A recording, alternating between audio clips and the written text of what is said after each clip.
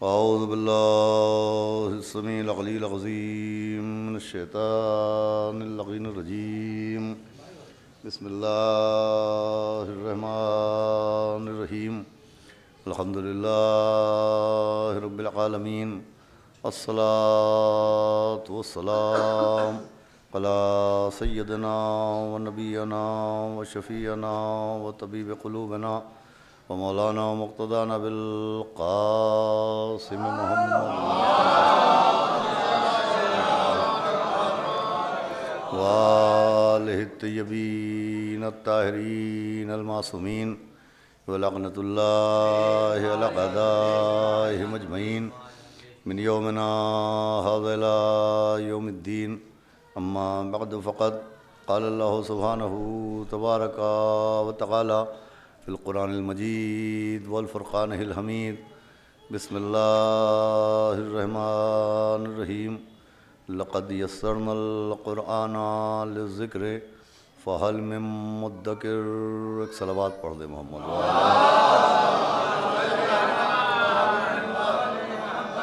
حضرات گرامی، آپ کے سامنے اس وقت کی گفتگو کے لیے میں نے قرآن مجید کے سورہ قمر کی جس مختصر سی آیت کریمہ کی تلاوت کرنے کا شرف حاصل کیا، اس آیت میں خداوند عالم نے بہت ہی مختصر الفاظ میں قرآن کا تعارف بھی بیان فرمایا ہے، اور اس قرآن کی جانب تمام قاریان قرآن کو ایک دعوت بھی دی گئی ہے۔ قرآن کا تعارف یہ ہے کہ لقد یسرنا القرآن للذکر، کہ ہم نے ذکر کے لیے، تلاوت کے لیے اس قرآن کو آسان قرار دیا، اور دعوت یہ ہے کہ فہل من مدکر، کہ تم میں کوئی ہے جو اس قرآن سے نصیحت حاصل کرے۔ دیکھیے، یہ مختصر سے الفاظ اس بات کے اوپر دلالت کر رہے ہیں کہ قرآن کی تلاوت سے بھی ثواب حاصل ہوتا ہے، قرآن کی تلاوت بھی برکات کا سبب بنتی ہے، مگر قرآن صرف تلاوت کے لیے نازل نہیں ہوا ہے، بلکہ یہ قرآن اس لیے نازل ہوا ہے کہ قرآن میں جو ماضی کے واقعات ہیں، جو پیغمبروں کے معجزات ہیں، جو انبیاء کے حالات ہیں، جو گزری ہوئی قوموں کے قصے ہیں، ان تمام تر واقعات قرآن کو پڑھنے کے بعد ہم ان کی گہرائی میں جائیں اور سمجھنے کی کوشش کریں کہ آخر یہ قرآن کے واقعات و قرآن کے قصے اور پیغمبروں کے معجزات اور گزری ہوئی قوموں کے حالات کے اندر ہمارے لیے کیا نصیحتیں پنہاں ہیں، ہمارے لیے کیا پیغامات پوشیدہ ہیں۔ تو جب آپ قرآن میں بسم اللہ سے والناس تک جتنے بھی واقعات قرآن ہیں ان پر غور کریں گے تو دو نصیحتیں بہت واضح طور کے اوپر ہمارے آپ کے سامنے آتی ہیں۔ ایک نصیحت یہ ہے کہ اللہ کی رحمت سے مایوس نہیں ہونا چاہیے، اور دوسری نصیحت یہ ہے کہ عذاب خدا سے بے خوف نہیں ہونا چاہیے۔ یعنی یہ دونوں باتیں بالکل آپ کو پیرالل ساتھ ساتھ ملیں گی کہ نہ اللہ کی رحمانیت پر بھروسہ کر کے، یقیناً اللہ رحمان الرحیم ہے، لیکن صرف اس کی رحمت پر بھروسہ کرنا بھی مناسب نہیں ہے، اس لیے کہ جہاں وہ رحمان الرحیم ہے وہیں وہ قہار و جبار بھی ہے۔ اس کی رحمت پر یقین کے ساتھ ساتھ اس کے عذاب سے بھی خوفزدہ رہنا چاہیے۔ یہ قرآن کی دونوں نصیحتیں بہت واضح طور کے اوپر موجود ہیں، اور پھر قرآن میں اللہ کی رحمتیں کیوں نازل ہوتی ہیں، بندوں پر اللہ کی جانب سے انعامات کیوں نازل ہوتے ہیں، اس کے اسباب بھی بیان کیے گئے ہیں، اور اللہ کی جانب سے قہر کیوں نازل ہوتا ہے، عذاب کیوں نازل ہوتا ہے، یہ اسباب بھی دامن قرآن میں موجود ہیں۔ چنانچہ اللہ کی جانب سے جو رحمتیں نازل ہوتی ہیں، جو نعمات نازل ہوتی ہیں، ان کے اسباب تو بہت واضح ہیں، لیکن عذاب خدا کے اسباب کو سمجھنا بھی ضروری ہے۔ جب آپ قرآن پڑھتے ہیں تو جن وجوہات سے اللہ نے گزری ہوئی قوموں پر عذاب نازل کیے، ان میں بہت سی وجہوں میں ایک وجہ مسلسل قرآن میں اشارتاً و کنایتاً بیان کی جا رہی ہے، وہ وجہ ہے انکار آیات۔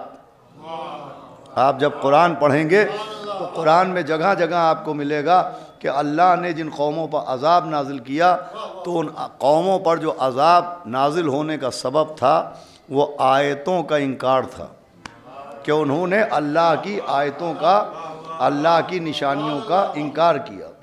تو انکار آیات سبب عذاب ہے، لیکن عزیزوں آیات کو سمجھنا بھی ضروری ہے کہ وہ کون سی آیتیں ہیں کہ جن کے انکار پر اللہ کی جانب سے عذاب نازل ہوتا ہے۔ تو عزیزوں ظاہر جو قرآن کی آیات ہیں وہ بسم اللہ سے شروع ہوتی ہیں اور والناس پر تمام ہوتی ہیں۔ 114 سوروں کے دامن میں جو آیتیں ہیں وہ بھی آیات ہیں۔ قرآن کے دامن میں بسم اللہ سے لے کے والناس تک اوراق قرآن پر جو آیتیں ہیں وہ بھی آیات ہیں۔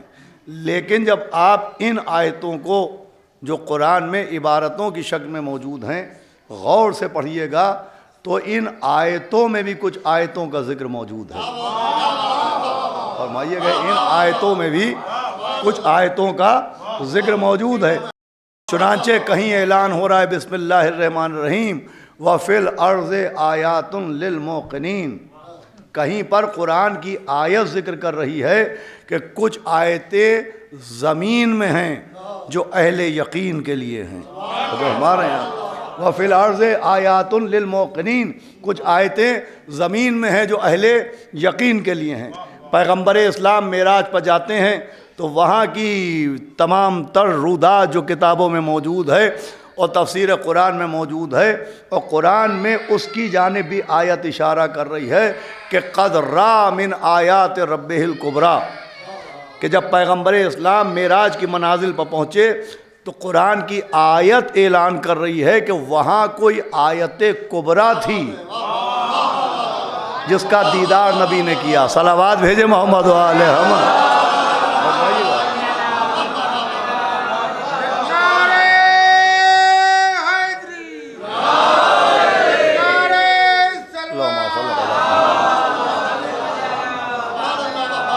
قد را من آیات ربہ الکبریٰ، معراج کے ذکر میں ذکر ہو رہا ہے، آیت ذکر کر رہی ہے کہ معراج میں بھی کوئی آیت کبریٰ تھی، سب سے بڑی آیت، سب سے بڑی نشانی تھی جس کا دیدار پیغمبر اسلام نے کیا۔ پھر جب آپ خانہ کعبہ کا ذکر پڑھیں گے تو خانہ کعبہ کے چاروں طرف کے لیے قرآن کی آیت میں پھر کچھ آیتوں کا ذکر ہے کہ فیہ آیات بینات، ذکر ہو رہا ہے کہ خانہ کعبہ کے چاروں طرف بھی کچھ آیات ہیں جو کھلی ہوئی آیتیں ہیں، جو روشن آیتیں ہیں، آیات بینات ہیں۔ جناب موسیٰ فرعون کے دربار میں جا رہے ہیں، اعلان ہو رہا ہے بسم اللہ الرحمن الرحیم لقد ارسلنا موسیٰ بآیاتنا، کہ ہم نے فرعون کی طرف جو حضرت موسیٰ کو بھیجا تو اللہ اعلان کر رہا ہے بے آیاتنا، کہ ان کو آیتوں کے ساتھ بھیجا ہے۔ ذرا سی توجہ فرمائیے گا، منزل آسان ہو جائے گی کہ ہم نے موسیٰ کو فرعون کی طرف آیات کے ساتھ بھیجا۔ اب دیکھیں کچھ آیتیں وہ ہیں جو بسم اللہ سے شروع ہیں اور والناس پر تمام ہیں، جن کی تعداد 6666 بیان کی جاتی ہے، مگر ان آیتوں میں بھی آیتوں کا ذکر ہے۔ ان آیتوں میں ایک آیت وہ ہے جو زمین پر ہے، وہ اہل یقین کے لیے ہے۔ ایک آیت وہ ہے جسے آیت کبریٰ کہا گیا، جس کا معراج میں پیغمبر نے مشاہدہ فرمایا۔ کچھ آیتیں وہ ہیں جو خانہ کعبہ کے چاروں طرف ہیں۔ جناب موسیٰ کو جو فرعون کے دربار میں بھیجا گیا، اعلان ہو رہا ہے تو آیتوں کے ساتھ بھیجا گیا۔ مجھے بتائیے کہ جناب موسیٰ کو کن آیتوں کے ساتھ بھیجا گیا؟ بھائی دور موسیٰ میں قرآن نازل ہی نہیں ہوا تھا، تو یہ قرآن کی کون سی آیتیں تھیں جن کے ساتھ موسیٰ کو بھیجا گیا؟ اگر ہمارے یہاں قرآن کہہ رہا ہے، آیت کہہ رہی ہے کہ لقد ارسلنا موسیٰ بآیاتنا، کہ ہم نے موسیٰ کو آیتوں کے ساتھ بھیجا۔ تو وہ آیتیں کون سی ہیں جن کے ساتھ حضرت موسیٰ کو دربار فرعون میں بھیجا گیا؟ تو علماء نے تفسیر معصوم کا سہارا لے کے بیان کیا کہ وہ آیات جن کو حضرت موسیٰ کے ساتھ بھیجا گیا، تو ان آیات سے مراد آیات نہیں ہیں، ان آیات سے مراد معجزات ہیں۔ تو جو ہمارے یہاں ان آیات سے مراد معجزات ہیں۔ اب دیکھیں قرآن کی زبان اور ہے، ہماری زبان اور ہے۔ ہم جس کو اپنی زبان میں معجزات کہتے ہیں، آپ پورا قرآن چھان ماریے، قرآن میں معجزات کو معجزات نہیں کہا گیا ہے، قرآن میں معجزات کو آیات کہا گیا ہے۔ اس کا مطلب ہماری زبان اور ہے اور قرآن کی زبان اور ہے۔ قرآنی نام معجزات کا قرآنی نام آیات ہے۔ توجہ فرمائیے گا آپ، قرآنی نام معجزات کا قرآنی نام آیات ہے۔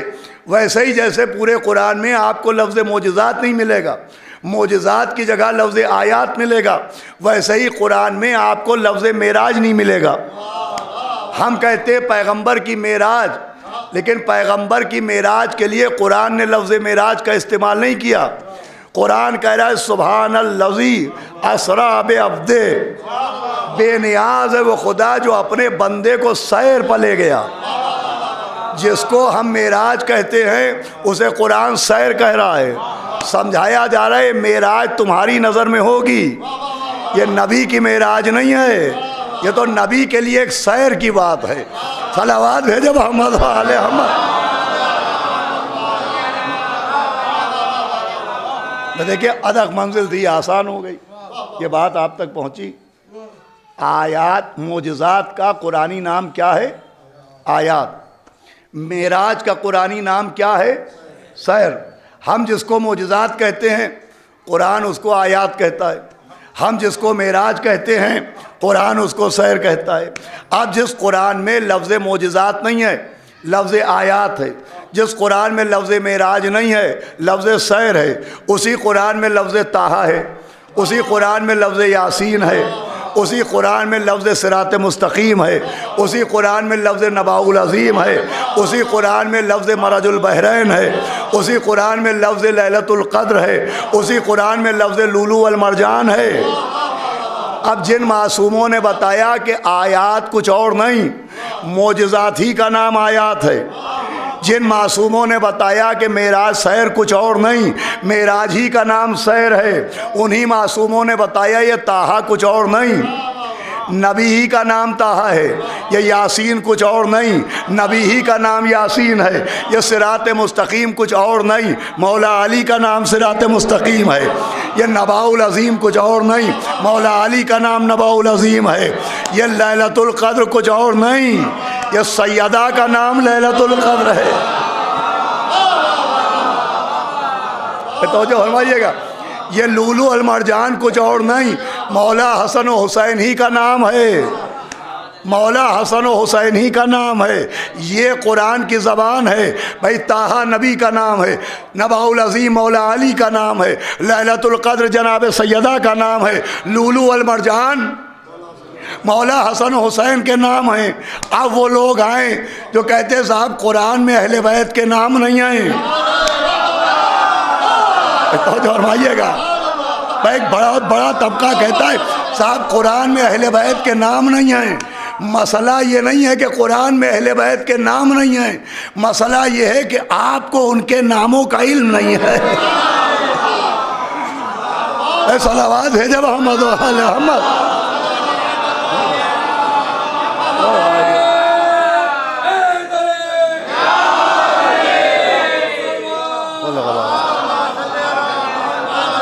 آپ کو ان کے ناموں کا علم نہیں ہے۔ بھئی یہ اہل بیت کے قرآنی نام ہیں، اسے خطابت نہ جانیے، اسے حقیقت سمجھیے۔ خود مولا کائنات نے مانع الاخبار، بہت مشہور کتاب ہے شیخ صدوق علیہ الرحمہ کی، انہوں نے تحریر کیا کہ مولا علی نے فرمایا کہ قرآن میں میرے کچھ مخصوص نام ہیں، اگر وہ نام میرے علاوہ کوئی اور اختیار کرے گا تو وہ دین سے خارج ہو جائے گا، وہ کافر ہو جائے گا۔ توجہ فرمائیے گا، مولا علی فرما رہے قرآن میں میرے کچھ مخصوص نام ہیں۔ پوچھنے والے نے کہا یا علی کوئی ایک خاص نام بیان فرمائیے۔ مولا علی نے سورہ فرقان کی 70ویں آیت کی تلاوت فرمائی، بسم اللہ الرحمن الرحیم، هو الذی خلق من الماء بشرا، کہ وہ خدا جس نے پانی سے بشر کو خلق کیا، فجعلہ نسبا وصہرا۔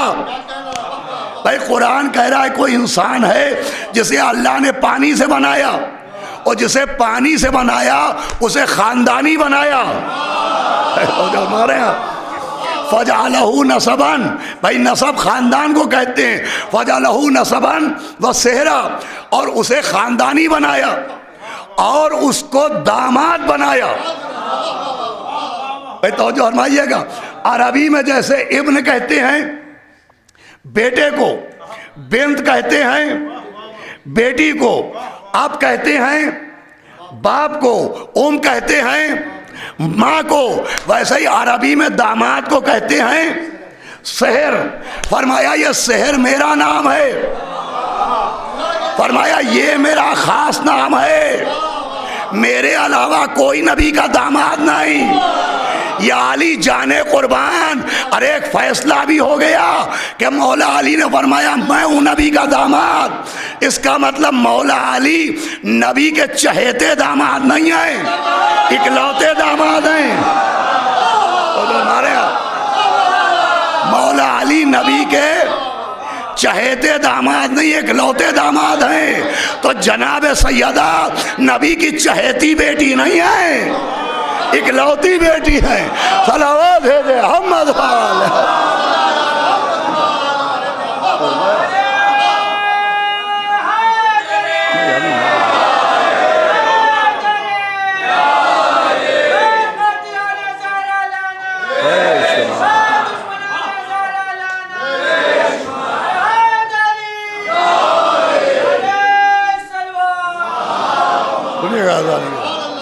یہ میرا خاص۔ دیکھیے آپ نے غور کیا مولا نے کیا فرمایا؟ فرمایا تھا کہ یہ میرا خاص نام ہے۔ تو پوری حدیث کیا ہے کہ اگر میرے علاوہ کوئی یہ نام اختیار کرے گا تو دین سے خارج ہو جائے گا، کافر ہو جائے گا۔ فرمایا میں ہوں نبی کا داماد۔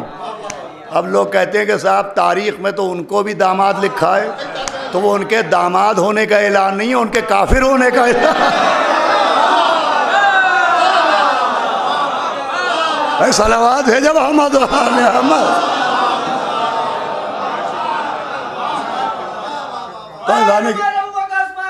بے شک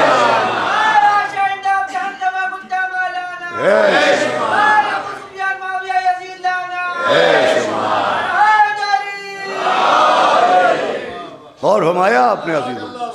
تو مسئلہ یہ نہیں کہ صاحب اہل بیت کے نام نہیں ہیں، مسئلہ یہ ہے کہ آپ کو ان کے ناموں کا علم نہیں ہے۔ بڑی آسانی کہا جاتا تھا آپ قرآن میں اہل بیت کے نام نہیں ہیں، ارے نام سب کے ہیں، سب کو سب کے ناموں کا علم نہیں ہے۔ تفسیر معصوم پڑھیے تو سمجھ میں آئے کہ صراط مستقیم کس کا نام ہے، یہ نباء العظیم کس کا نام ہے، یہ اذان کس کا نام ہے، یہ ایمان کس کا نام ہے، یہ سحر کس کا نام ہے۔ اور ذرا سی ہمت کیجئے تو یہ بھی معلوم ہو جائے یہ طاغوت کس کا نام ہے، یہ جبت کس کا نام ہے۔ صلوات بھیجے محمد محمد۔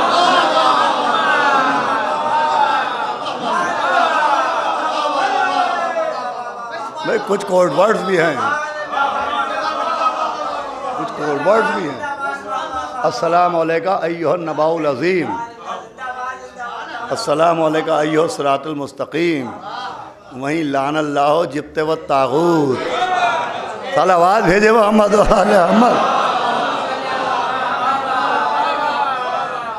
یہ مسئلہ نہیں، نام ہے، نام ہے۔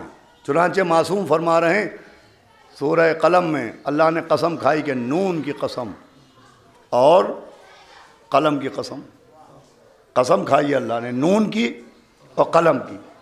معصوم سے کسی نے پوچھا یہ نون کون ہے اور یہ قلم کون ہے؟ فرمایا نون سے مراد نبی ہیں اور قلم سے مراد مولا علی ہیں۔ بھئی یہ قرآنی نام ہے، بہت توجہ سنیے گا، یہ قرآنی نام ہے۔ دیکھیں اس وقت کی جو میں مجلس پڑھ رہا ہوں، ہمارے اعجاز ماموں تشریف فرما ہے، اب تو قصیدے نہ کوئی کہتا ہے، نہ پڑھے جاتے ہیں، نہ سننے کی قوت باقی رہ گئی۔ صلوات بھیجے محمد علیہ۔ بھائی قصیدوں میں چہرہ ہوتا ہے اور تشبیب ہوتی ہے اور پھر گریز ہے اور پھر مدح ہے، تو آپ یہی سمجھیے کہ ابھی منزل مجلس کی تشبیب سے گزر رہی ہے، ابھی منزل گریز بھی ہے، منزل مدح بھی ہے۔ صلوات بآواز بلند بھیجے۔ پوری توجہ سنیے گا عزیزان گرامی۔ آپ نون نبی ہیں اور قلم کون ہے؟ مولا علی۔ فرمایا جو نون اور قلم کی قسم کھائی تو نون سے مراد نبی ہیں اور قلم سے مراد مولا علی ہیں۔ یہ قلم مولا علی کا قرآنی نام ہے، حدیث موجود ہے اول ما خلق اللہ القلم، کہ سب سے پہلے اللہ نے قلم کو خلق کیا۔ بھائی ایسی 5 حدیثیں، اول ما خلق اللہ نوری، اول ما خلق اللہ العلم، اول ما خلق اللہ القلم، اول ما خلق اللہ الماء، 5 حدیثیں موجود ہیں. اسی میں حدیث ہے اول ما خلق اللہ القلم. بہت توجہ سنیے گا کہ اللہ نے سب سے پہلے قلم کو خلق کیا.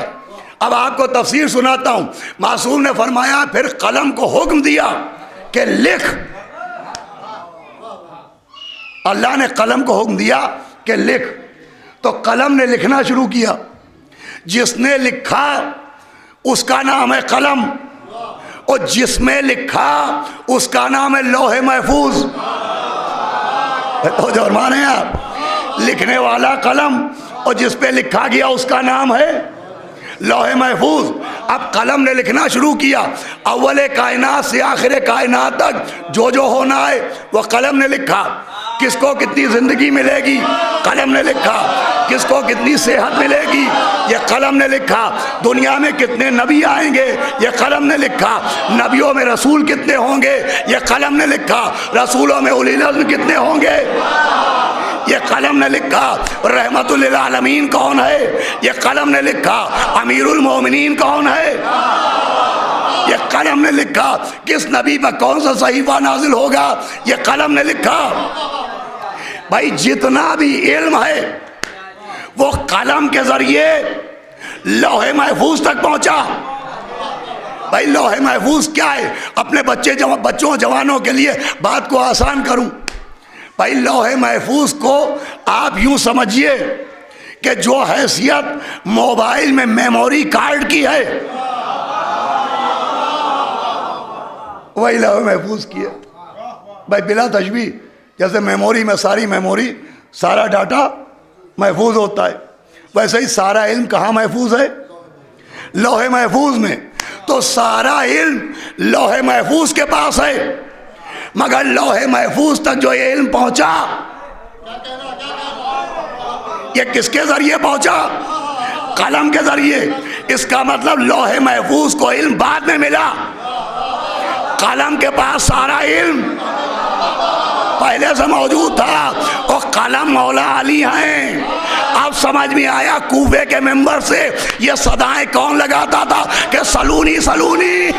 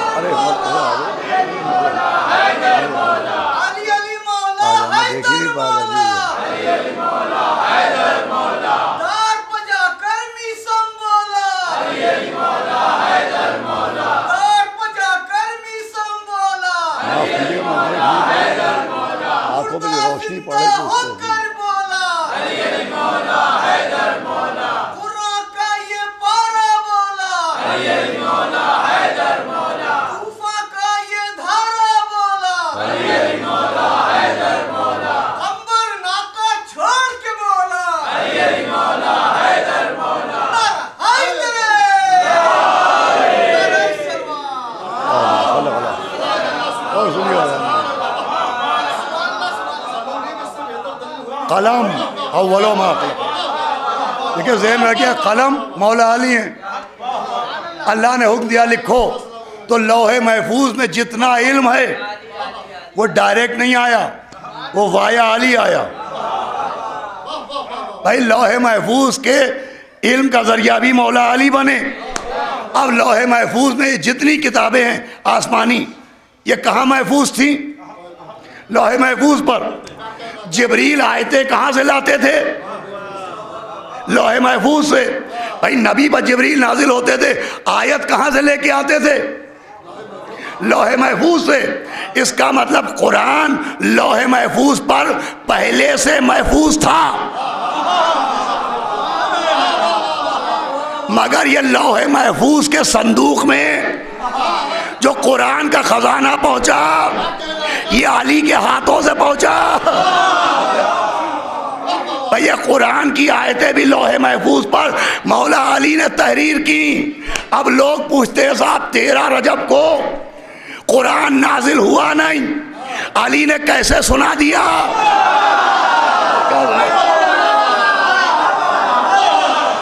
کہ 13 رجب کو قرآن نازل ہوا نہیں، علی نے کیسے سنا دیا؟ ارے جو نازل ہونے سے پہلے لکھ چکا ہو۔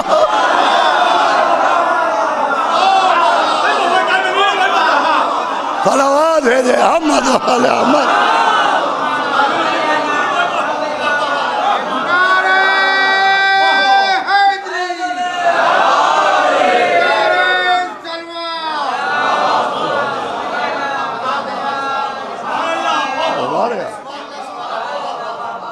دیکھیے سمجھنا چاہیے، یہ عرفانیات ہے، جب تک یہ سمجھ میں نہیں آئے گا قرآن کے کوڈ ورڈ، قرآن کے اشارے اور قرآن کے کنائے، قرآن نے علامتی انداز میں فضائل اہل بیت بیان کی، جیسے علامتی شاعری ہوتی ہے۔ تو قلم ہے مولا علی، نون نبی کا نام ہے، قلم مولا علی کا نام ہے۔ کچھ باتیں دوستوں سے معلوم ہوتی ہیں اور کچھ باتیں دشمنوں کی حرکتوں سے پتہ چل جاتی ہیں۔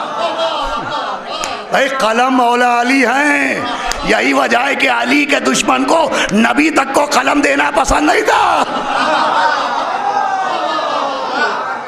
صلوات بھیجے محمد والے محمد۔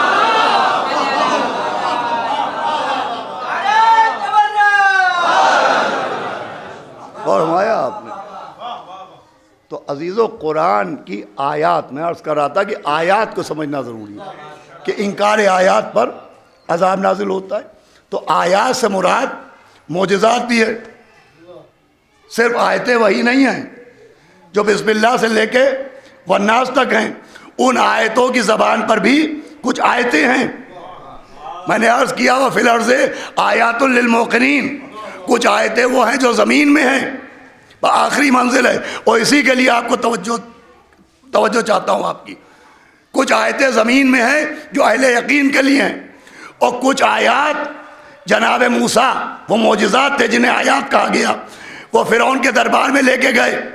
اور پھر میں نے عرض کیا کہ معراج میں قد رأى من آیات ربہ الکبریٰ، کوئی آیت کبریٰ ہے جو معراج میں نبی کو دکھائی گئی۔ فیہ آیات بینات، اور خانہ کعبہ کے چاروں طرف بھی آیتیں ہیں۔ اب وہ آیتیں کون سی ہیں جو کعبے کے چاروں طرف ہیں؟ تو امام معصوم نے فرمایا کہ یہ آب زمزم بھی آیت ہے، سنگ اسود بھی آیت ہے، مقام ابراہیم بھی آیت ہے۔ صلوات بھیجے محمد علیہ۔ سنیے گا، پوری توجہ سنیے گا۔ آب زمزم آیت، مقام ابراہیم آیت۔ یہ مقام ابراہیم کیا ہے؟ ایک پتھر ہے۔ قرآن کہہ رہا ہے کہ مقام ابراہیم کو مصلی بناؤ۔ حاجی جاتے ہیں اور 2 رکعت نماز اس پتھر پہ پڑھ کے آتے ہیں۔ اسے قرآن نے مصلی کہا ہے، مصلی۔ مجھے بتائیے اس پتھر کی عظمت کیوں ہے؟ تو صرف اس لیے کہ جب خانہ کعبہ کی تعمیر ہو رہی تھی تو جناب ابراہیم اس پہ قدم رکھ کے خانہ کعبہ کی تعمیر فرما رہے تھے۔ یہ حضرت ابراہیم کے قدموں کے نیچے آ گیا تو یہ مصلی کہا گیا۔ بھائی پتھر مصلی بن گیا کیوں؟ کہ خلیل کے قدموں کے نیچے آ گیا۔ اب ان کی عقلوں پر پتھر ہیں، جو خلیل کے قدموں کے نیچے آنے والے کو مصلی مانتے ہیں اور حبیب کے ہاتھوں کے اوپر آنے والے کو مولا نہیں مانتے۔ صلوات بھیجے محمد والے محمد۔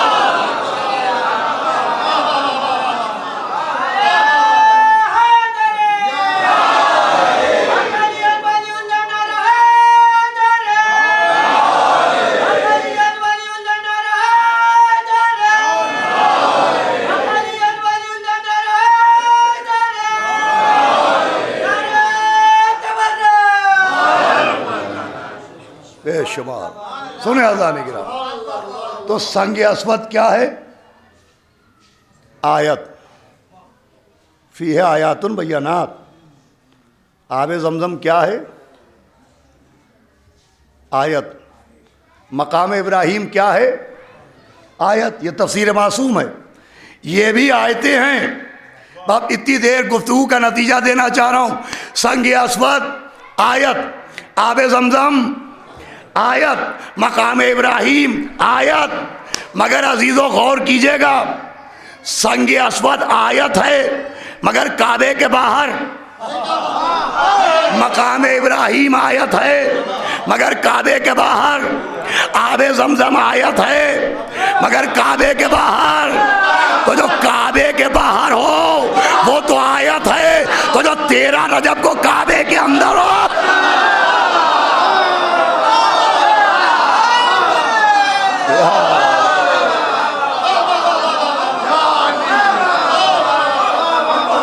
صلوات بھیجے محمد والا.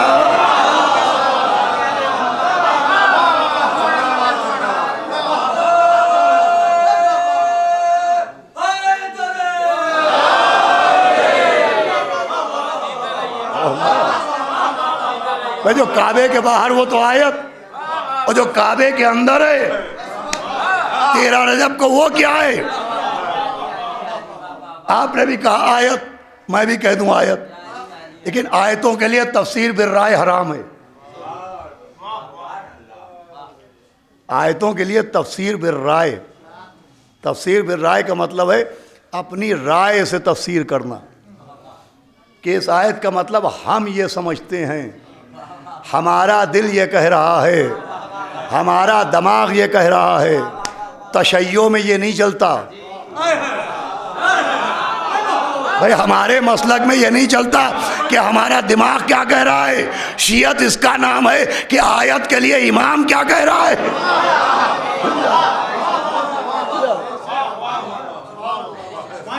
جو خانہ کعبہ کے باہر ہے وہ تو آیتیں ہیں، اس لیے کہ امام نے کہا ہے. تفسیر انوار النجف پڑھیے، امام کی تفسیر ہے کہ سنگ اسود بھی آیت ہے، یعنی نشانی. مقام ابراہیم بھی آیت ہے، آب زمزم بھی آیت ہے. یہ جو کعبے کے اندر ہیں یہ کیا ہیں؟ تفسیر بالرائے حرام ہے، سنیے گا. تو چلیے انہی سے پوچھیں. آب زمزم بول نہیں سکتا، امام نے بتا دیا یہ آیت ہے. مقام ابراہیم بول نہیں سکتا، امام نے بتا دیا یہ آیت ہے. سنگ اسود بھی سید سجاد کے سوا کیسے بولے گا؟ چوتھے امام آئیں تو الگ بات ہے، ہم سے کوئی گفتگو کرے گا سنگ اسود وہ بول نہیں سکتا، امام نے بتایا. اس سے پوچھے جو کعبے میں آیا ہے، لیکن وہ بولتا ہوا آیا، ایسا بولا کہ آج تک دشمنوں کی بولتی بند ہے.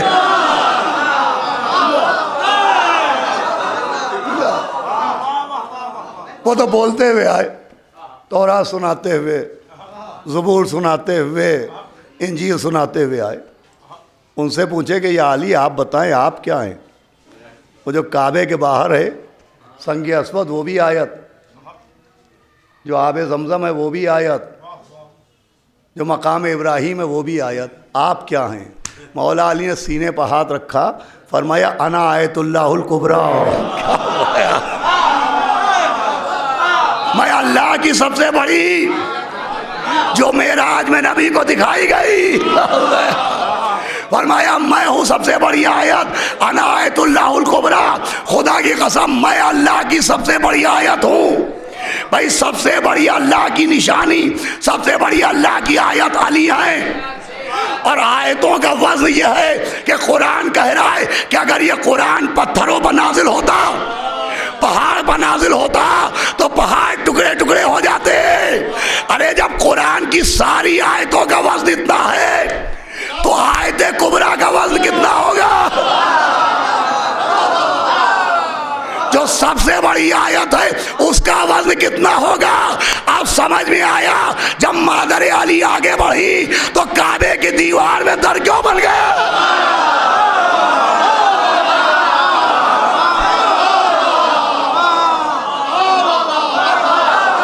صلوات بھیجے احمد والے احمد.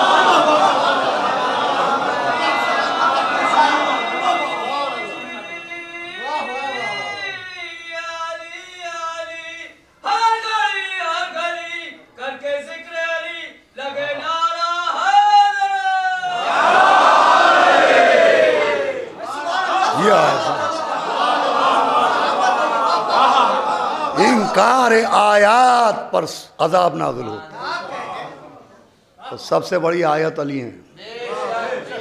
آیت کبریٰ مولا علی. بھائی مولا علی کی زیارت میں کوئی عجیب بات نہیں کہ جو بالکل پہلی بار سنی گئی ہو. زیارتیں پڑھتے ہیں آپ, اس میں یہ لقب موجود ہے مولا علی کا کہ وہ آیت اللہ الکبریٰ ہیں. مولا علی ہیں آیت اللہ الکبریٰ. مولا علی ہیں آیت اللہ الکبریٰ.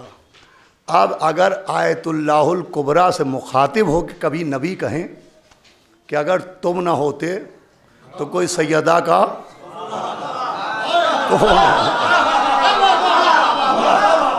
اب سمجھیے گا عظمت سیدہ کو. میں ایک جملے میں پوری گفتگو کا نچوڑ پیش کر رہا ہوں. اب اگر نبی آیت اللہ الکبریٰ سے کہیں کہ اگر آپ نہ ہوتے تو فاطمہ کا کوئی کفو نہ ہوتا, تو جب علی آیت اللہ الکبریٰ ہیں تو فاطمہ کو کیا سمجھا جائے؟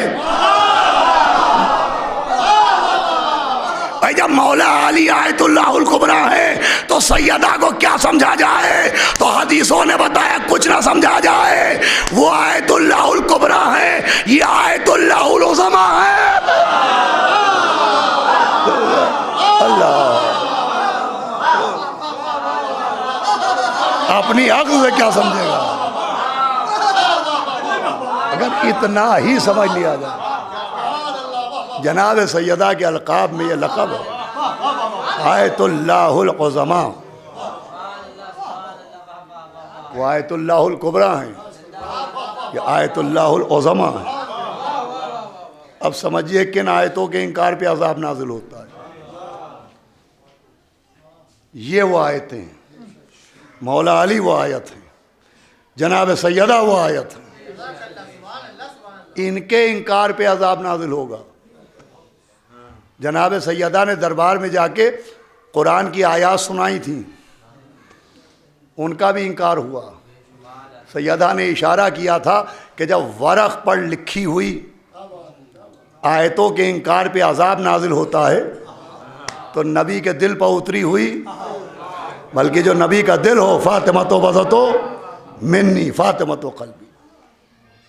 یہ ہے سبب عذاب خدا. سیدہ کا انکار نہیں تھا, آیت اللہ العظمیٰ کا انکار تھا. سب سے پہلا عذاب تو یہ آیا کہ انکار کرنے والے جواب سلام سیدہ سے محروم ہو گئے.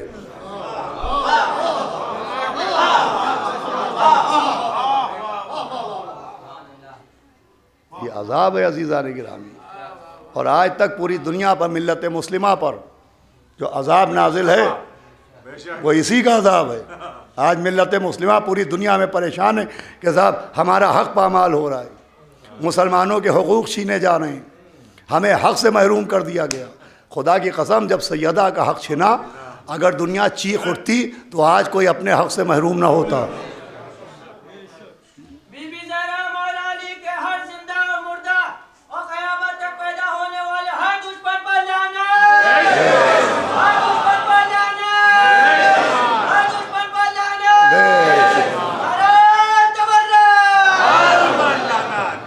عزیزان گرامی, عرفان آیات ہونا چاہیے. جناب سیدہ آیت اللہ العظمیٰ ہیں. میں نے ابھی عرض کیا تھا کہ اگر آدمی کچھ بھی نہ مانے, سب کا انکار کر دے, تو یہی لقب جناب سیدہ کی عظمت کے لیے بہت ہے, ان کو سمجھنے کے لیے بہت ہے. آپ ان کے القاب پڑھیے, ان کی کنیت پڑھیے, ان کے خطابات پڑھیے, تو اس میں یہ لقب مسلسل ملتا ہے آیت اللہ العظمیٰ. یہ اللہ کی وہ آیت ہے, وہ آیت ہے کہ اس آیت کے نازل ہونے کے بعد پورے سورے نازل کیے گئے. سورہ کوثر اسی آیت کے نزول کے بعد اترا ہے. سورہ دہر اسی آیت کی سخاوت کی وجہ سے اترا ہے. یہ وہ آیت ہے کہ جس کے دروازے پر جس پر آیتیں نازل ہوئے خود سلام کرتے تھے. سلام علیکہ ایھا النبی اہل بیت النبوہ, السلام علیکم یا اہل بیت النبوہ و مادن الرسالہ, اہل بیت نبوت آپ پر سلام ہوں. بس عزیزوں, مولا سلامت رکھیں تمام اس سرد موسم میں فرش عزا پانے والوں کو.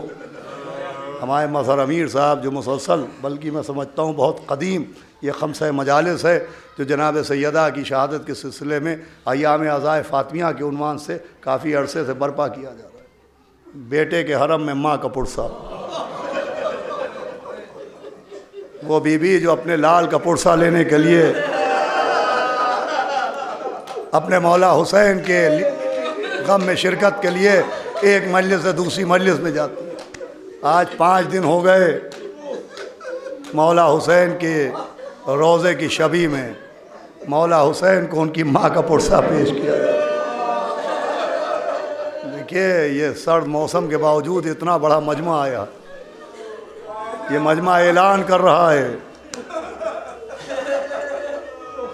کہ یہ ناصرین سیدہ ہے، یہ رونا جناب سیدہ کی نصرت ہے، یہ اعلان نصرت ہے۔ اور آپ ابھی میں نے مصائب شروع بھی نہیں کیے، آپ بآواز بلند رونے لگے۔ رونا چاہیے اس لیے کہ مظلومہ کا ماتم ہے، اس بی بی کا ماتم ہے کہ ابن عباس کہتے ہیں کہ میں نے مولا علی کو بہت مشکل مرحلوں میں دیکھا، لیکن مولا علی کی آنکھ سے آنسو بہتے دیکھے، لیکن کبھی مولا علی کو بآواز بلند روتے ہوئے نہیں سنا۔ ابن عباس کہتے ہیں مصلی پر میں بیٹھتا تھا اور میں دیکھتا تھا مولا کائنات کی آنکھوں سے آنسوؤں کا دریا جاری ہوتا تھا، لیکن ان کے لبوں سے آواز نہیں نکلتی۔ لیکن ابن عباس کہتے جب یہی میرا صابر مولا سیدہ کو غسل دے رہا تھا تو ایسے روئے جیسے چھوٹا تھا بچہ تڑپ تڑپ کے رو رہا۔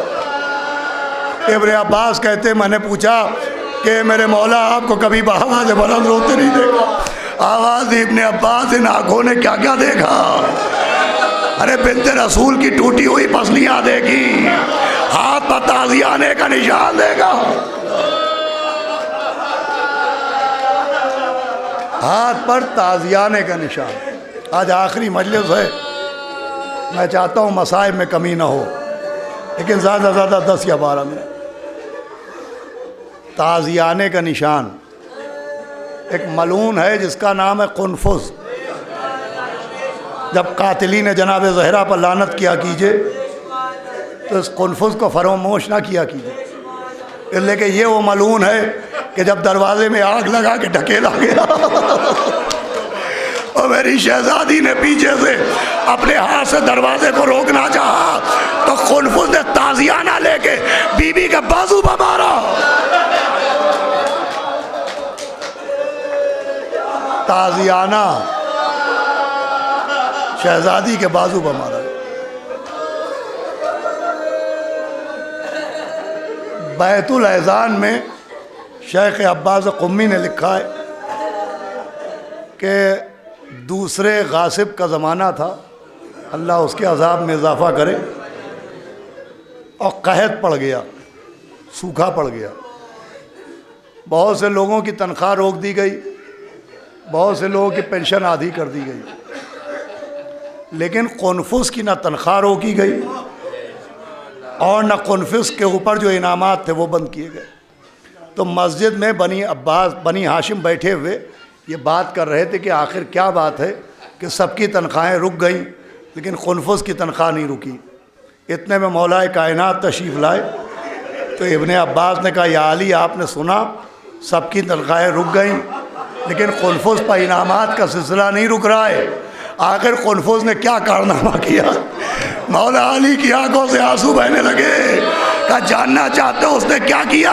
کہا کیا کیا؟ کہا جب بنت رسول نے ہاتھ سے دروازہ روکنا چاہا تو اس نے تازیانہ مارا۔ بھائی مولا علی فرماتے ہیں کہ میں نے ان آنکھوں سے سیدہ کے بازو پر تعویذ کی طرح تازیانے کا نشان دیکھا۔ میں کہوں گا یا علی، ارے سیدہ کے بازو پر ایک نشان دیکھا، یہ حالت ہو گئی۔ ہائے زینب، ہائے کلثوم، ماشاء اللہ، آواز آپ بلا۔ یہی انداز گریہ ہونا چاہیے۔ جناب سیدہ کا ماتم ہے. وہ بی بی 3 جمادی الثانی کو دنیا سے جانے والی. مولا کائنات نے دیکھا کہ سیدہ پہلی مرتبہ اپنے بابا کے جانے کے بعد مصلی پر بیٹھی مسکرا رہی ہیں. آواز دی بنت رسول جب سے آپ کے بابا گئے ہم نے آپ کو مسکراتے نہیں دیکھا. کہا میرے والی میں نے رات میں خواب میں اپنے بابا کو دیکھا ہے اور میرے بابا نے کہا سیدہ ہم تمہیں لینے کے لیے آ رہے ہیں. ہاں 2 بیٹیاں ہیں جنہوں نے دنیا میں جانے سے پہلے اپنے باپ کو خواب میں دیکھا. ایک مدینے میں نبی کی بیٹی, ایک زندان میں حسین کی بیٹی. اور پھر آواز دی. بس 5 منٹ میں مجلس تمام ہو. مجھے نہیں معلوم کہ اس خمسے میں شہزادی کے کون کون سے مسائل بیان کیے جا چکے ہیں. میں پڑھتا ہوں 5 منٹ کہ فرمایا دیکھو یا علی میرے بعد فلاں فلاں کو میرے جنازے میں نہ آنے دینا, ان کی بیٹیوں کو بھی تعزیت کے لیے نہ آنے دینا, اندھیری رات میں جنازہ اٹھانا. اور دیکھو یا علی میرا حسین کثیر العطش ہے, میرے حسین کو پیاس بہت محسوس ہوتی ہے. میں روز حسین کے سرانے پانی رکھ دیتی ہوں تاکہ اگر حسین کو پیاس لگے تو وہ پانی فوراً پی لے. دیکھو یا علی میرے حسین کے سرانے پانی ضرور رکھنا. میں کہوں گا اے بی بی مدینے میں اتنا خیال, ہائے کربلا سوکھا گلا خنجر سے کاٹا جاتا ہے.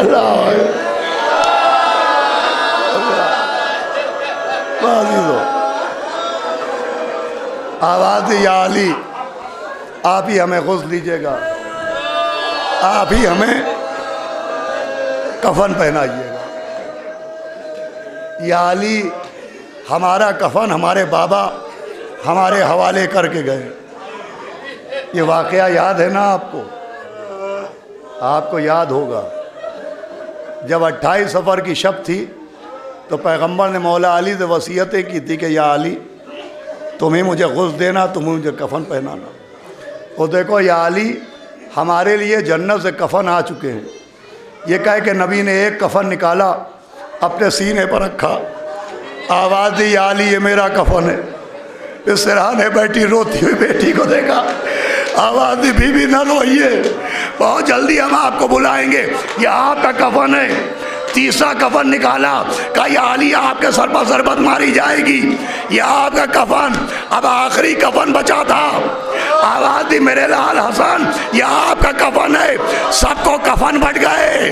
کونے سے میرا شہزادہ روتا ہوا اٹھا, نانا کے گلے میں باہیں ڈالی. آواز دی نانا سب کو کفن دے دیا, میرا کفن کہاں ہے؟ آواز دی میرے لال ارے آپ کو کیا کفن دیا جائے؟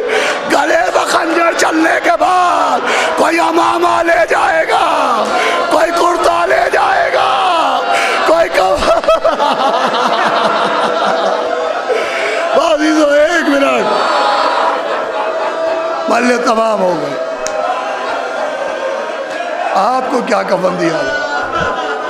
آپ کا لقب ہوگا حسین بے کفن, حسین بے وطن.